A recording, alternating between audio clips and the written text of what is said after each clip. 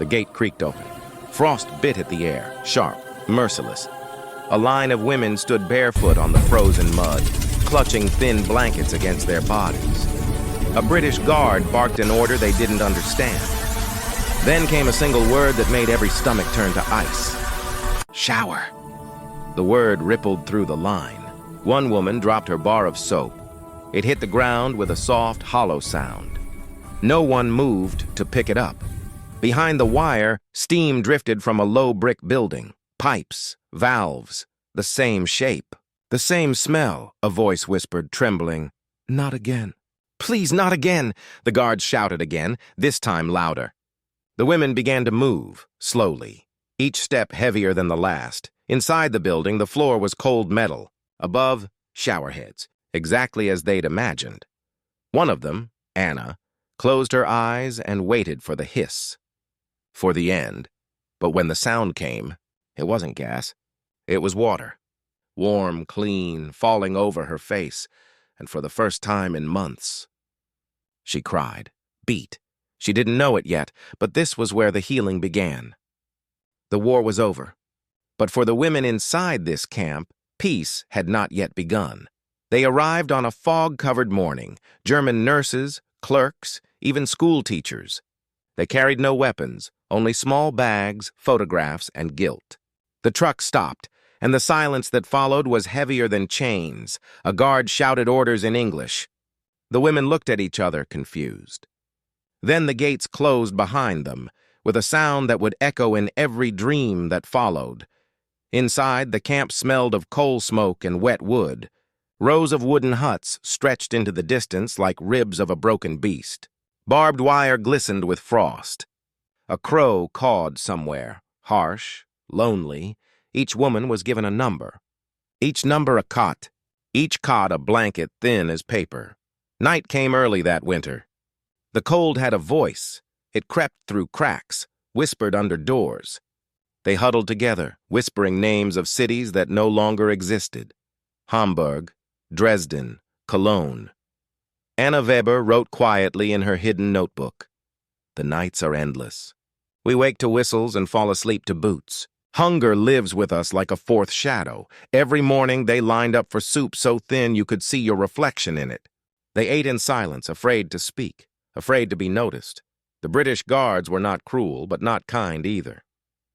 They were tired, hollow-eyed, their faces unreadable. Orders replaced compassion. Routine replaced thought. Sometimes, from beyond the fence, they heard laughter, British soldiers talking, sharing tea.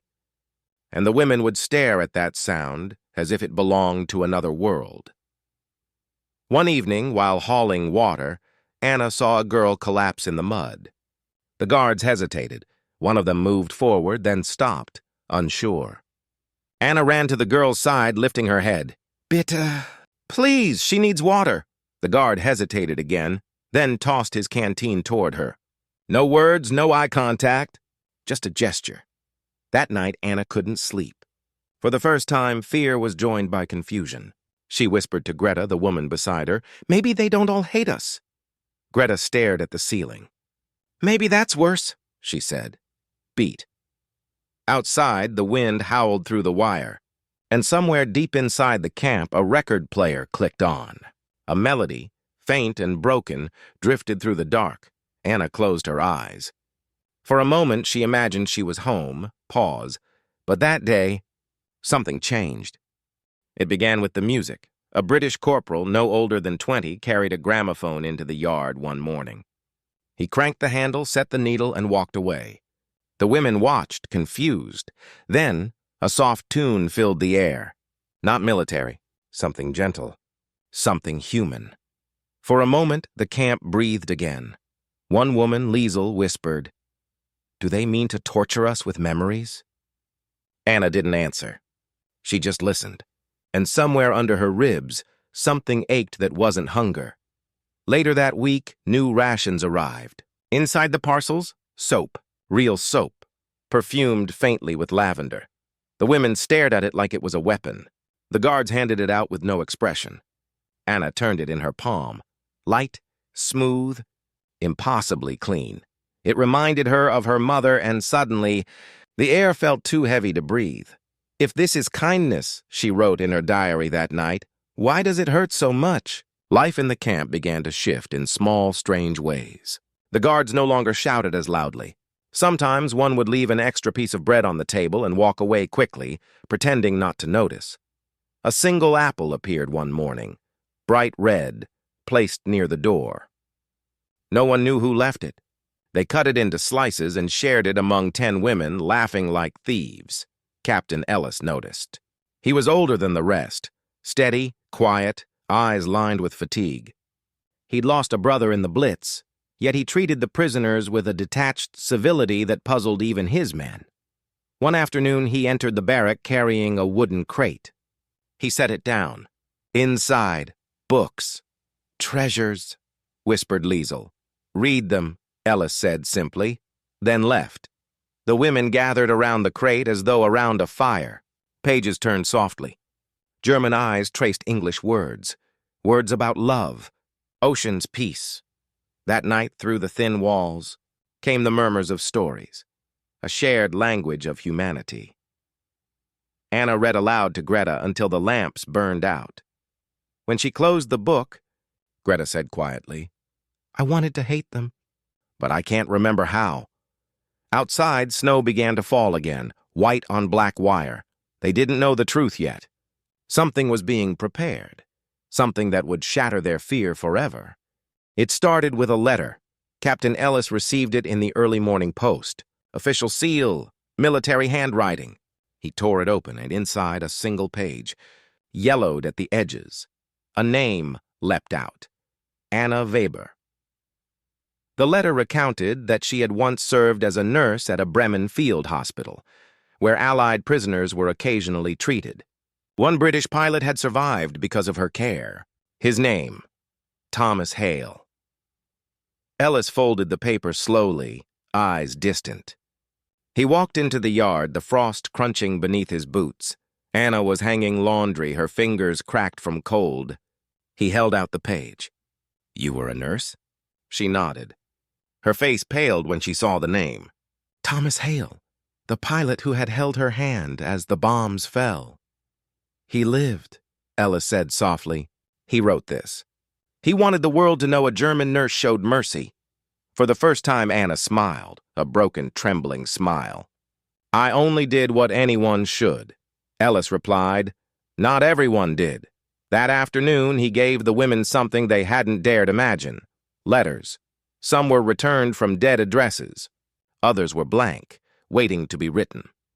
The camp grew quieter that night. The sound of pens scratching on paper replaced the wind. The women poured their lives onto the pages. "Dear mother, I am alive. Dear son, forgive me." And between those lines, hope returned. Days later came a command. "All prisoners to the wash house. Full sanitation." The women froze. The word shower hung in the air like smoke. No one moved. Greta whispered, "Not again. Not here." The guards tried to reassure them, but words meant nothing anymore. They were marched to the building. White tiles, metal pipes, drains. Everything looked too familiar. Anna's breath quickened. Her fingers dug into the soap she still carried from before. Inside, a hiss, valves turning. The women clutched each other. One began to pray in German. Then, the first drop fell. Water.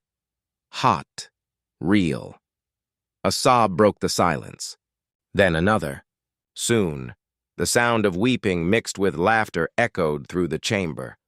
Months of grime and fear slid away down the drain. Anna tilted her head back and let the water strike her face. It burned, it healed, it proved she was still alive. Outside, Captain Ellis stood motionless. He heard their cries and closed his eyes. He wasn't cleansing prisoners. He was cleansing history.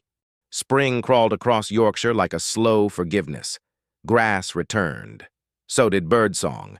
The camp that once smelled of smoke now smelled of damp earth and soap. The women were thinner, yes, but their eyes no longer hollow. They tended small gardens, scraps of green pushing through the mud. Anna planted lavender. She said it kept the nightmares away. Captain Ellis watched from the tower. He no longer saw enemies.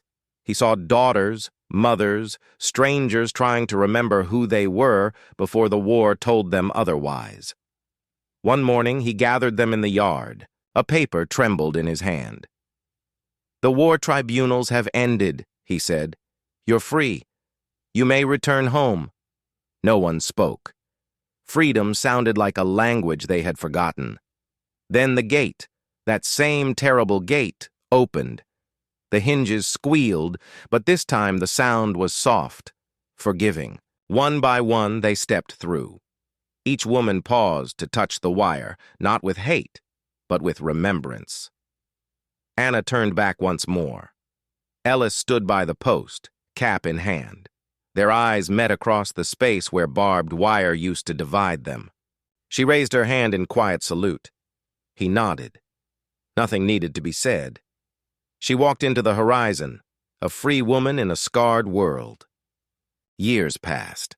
Ellis retired to a small cottage in Kent, tending his garden. Every spring, lavender bloomed beside the window, though he never planted it himself. One morning, a letter arrived.